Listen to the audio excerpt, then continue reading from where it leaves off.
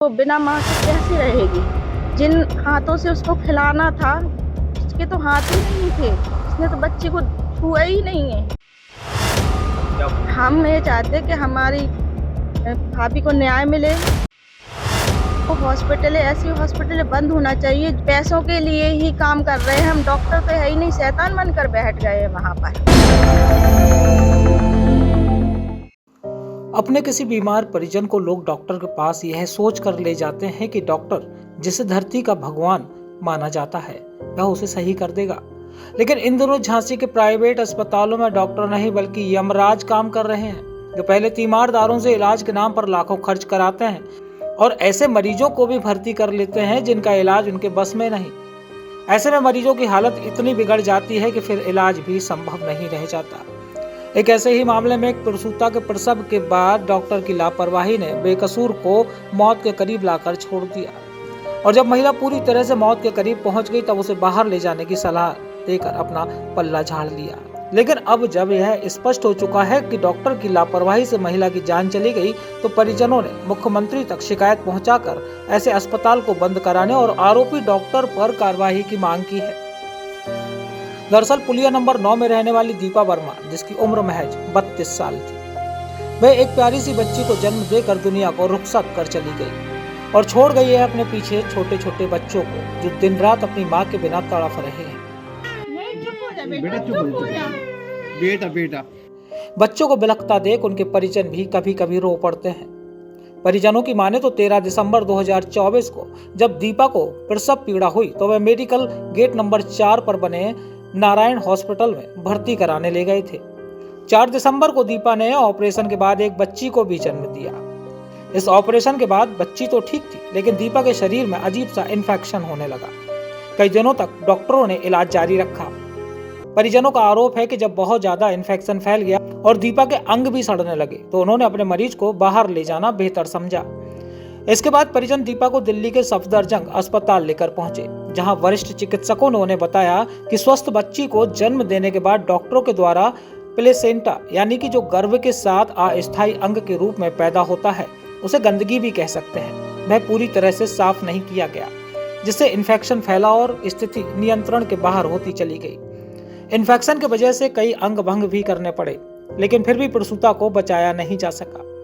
परिजनों ने इस पूरी घटना की शिकायत पुलिस के साथ साथ प्रमुख सचिव, मुख्य सचिव स्वास्थ्य, कमिश्नर झांसी, जिलाधिकारी सहित कई उच्चाधिकारियों को शिकायत भेजकर ऐसे अस्पतालों को बंद कराने की मांग की है, जो मरीजों से लाखों रुपए ऐंठ कर भी उनकी मौत के जिम्मेदार बनते हैं। क्या बात हुई है, किसके साथ? मेरी सबसे छोटी भाभी है दीपा वर्मा, उनके साथ घटना हुई है। उनकी डिलीवरी हुई थी 4 तारीख को नारायण हॉस्पिटल में।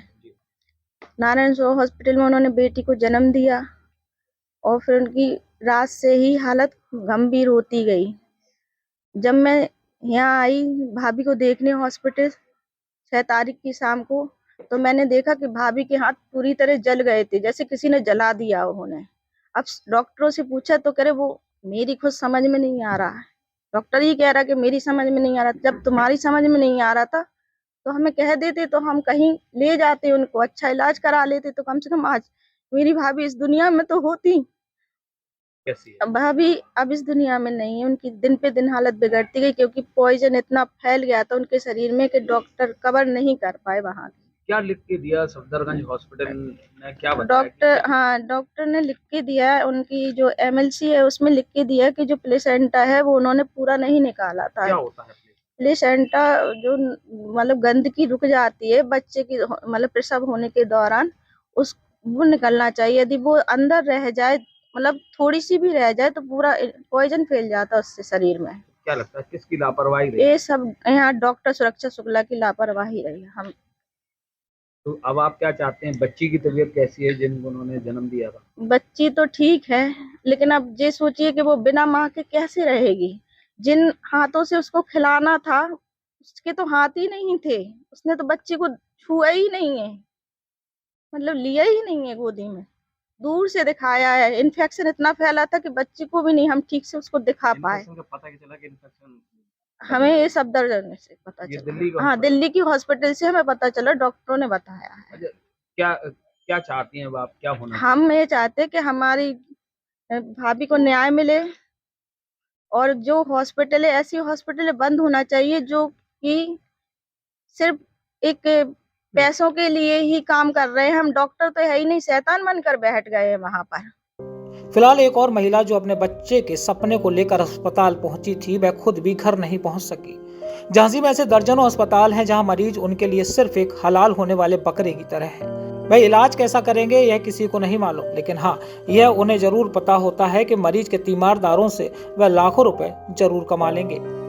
अगर ऐसे धरती के भगवान को यमराज का दूसरा नाम दिया जाए तो गलत नहीं होगा, जो झांसी प्राइवेट अस्पतालों में सैकड़ों की संख्या में मौजूद है। लेकिन विडंबना यह है कि पैसे वाले डॉक्टरों पर कोई कठोर कार्रवाई बहुत कम सुनने को मिलती है। लेकिन फिलहाल देखने वाली बात होगी कि दीपा की मौत के जिम्मेदारों पर अब क्या कार्रवाई होती है।